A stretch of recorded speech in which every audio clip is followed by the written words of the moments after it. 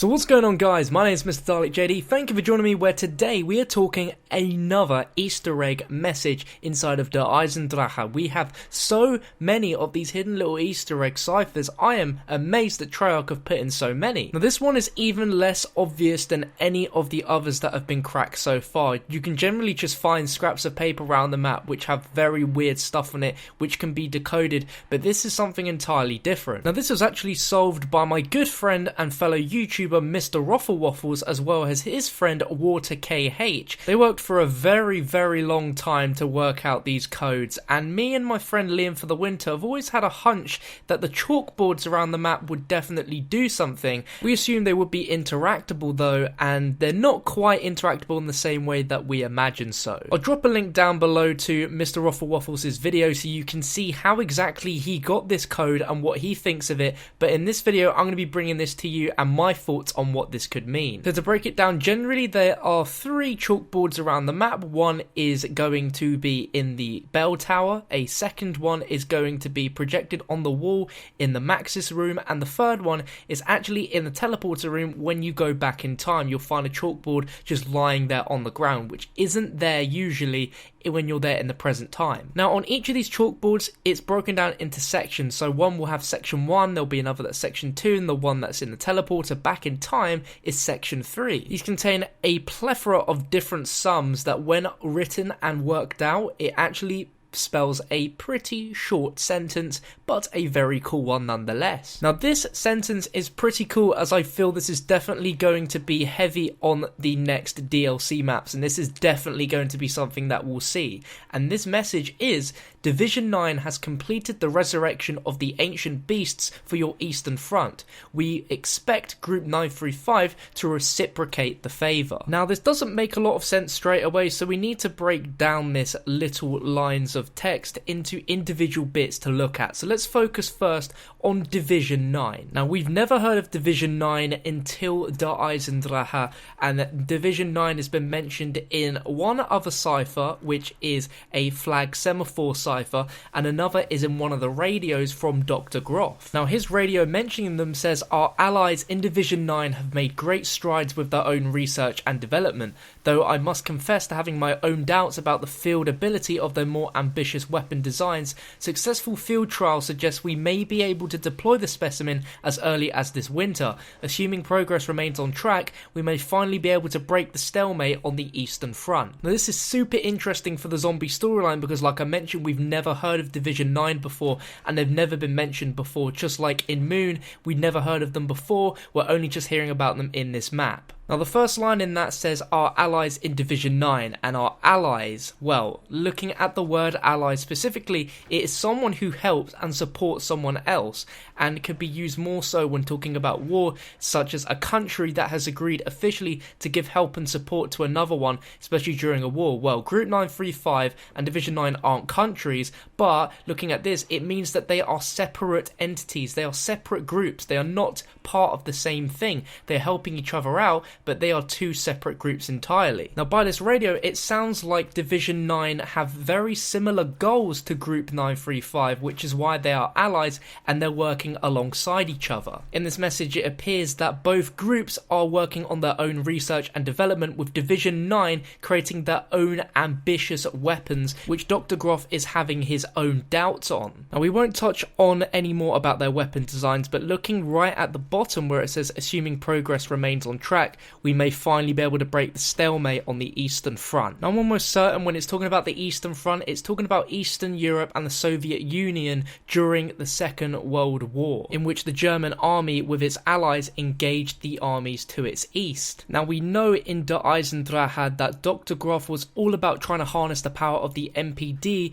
to decide the outcome of the war. Teaming up with this other division seems only a benefit to Dr. Groff, as it will help them to break the stalemate on the eastern front, to have even more land to use for their research and for building the ultimate army. Now, this hidden cipher message from the chalkboards is almost like a retaliation from Division 9 speaking to Dr. Groff, where they said they've completed the resurrection of the ancient beasts for your Eastern Front. We expect Group 935 to reciprocate the favour. So we've now laid down the foundations of what Division 9 are. They are a separate group from 935 working towards the same goal, and they've completed the resurrection of the ancient beasts. This is where things start to get a little bit cloudy, because we aren't sure what they mean by the ancient beasts. At least we aren't sure yet. There are still a ton of other little Easter egg pieces of paper around the EISENDRACHE written in Japanese that will have a massive message, which we believe will be from Takeo, which could end up adding some more information to this,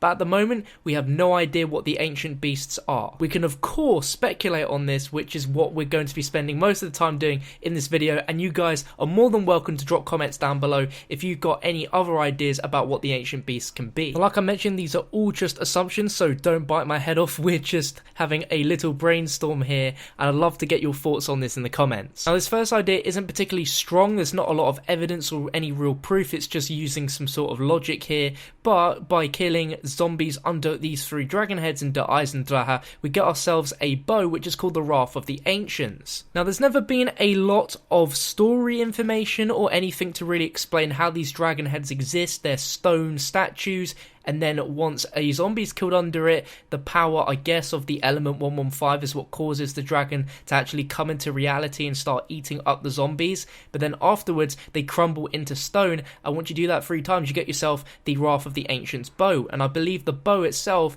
is containing power from whatever the Ancients are. Now, I'm assuming the Ancients are actually the keepers themselves, and this is the second idea, which I think is the most plausible, as those being the ancient beasts. We know that these keepers are very old. You can tell by the look of their face, they're definitely not anything human related, definitely beastly form, and they are definitely ancient because they go back to a very long time ago. Now, we resurrect a keeper ourselves during the Easter egg, which teleports itself to the moon, and then somehow Groff is able to control the keeper to make it evil, which then puts it in the MPD. In one of the projections in Maxis's room, we can see an image of a keeper skeleton which Group 935 have managed to find. Now, the projections were obviously taking a little while back before the events of us getting to the EISENDRACHE, but perhaps Group 935 at the time didn't understand what exactly this was that they found and were trying to manipulate it, and perhaps the keeper was corrupted by the MPD when it was placed inside it during the Easter egg. Now, the main thing we have to look at and question is why the Germans want to resurrect these ancient beasts. If they are keepers, why would they want the keepers